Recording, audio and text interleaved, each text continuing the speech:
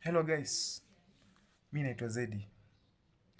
Niko hapa Mombasa, sehemu inaitwa Mtwapa. Nilikuwa na tamanio kubwa sana niongeleshe vijana wenzangu, sisi ambao tunajiita Gen Z mara mingi. Kuna kitu kinaendelea hapa Kenya, kidogo watu wengi hawaelewi.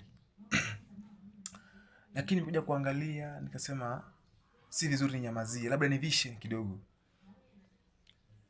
Kuna kitu imeingia hapa Kenya inaitwa premature deaths kwa vijana, sasa na sisi Gen Z.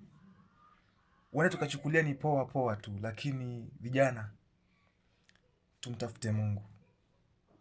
Imefika wakati tumkimbilie Mwenyezi Mungu.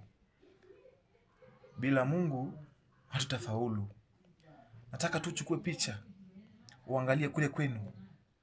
Ni vijana wangapi ambao unawajua wewe, kuanzia kwa celebrity hadi local, ambao wamepoteza maisha yao kuanzia 2024 hadi 2025 sasa hivi venye ninasema hivi.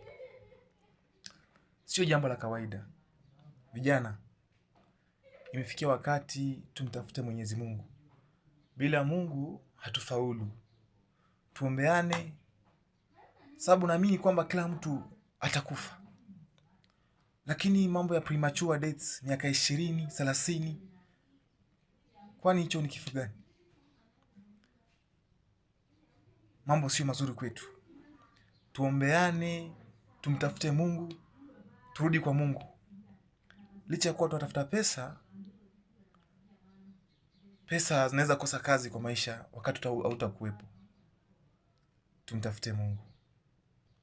Kama unanitazama, naomba tu ueleze mwenzako yale ambayo unayosikia kutoka kwangu hapa. Tumtafute Mwenyezi Mungu. Asanteni.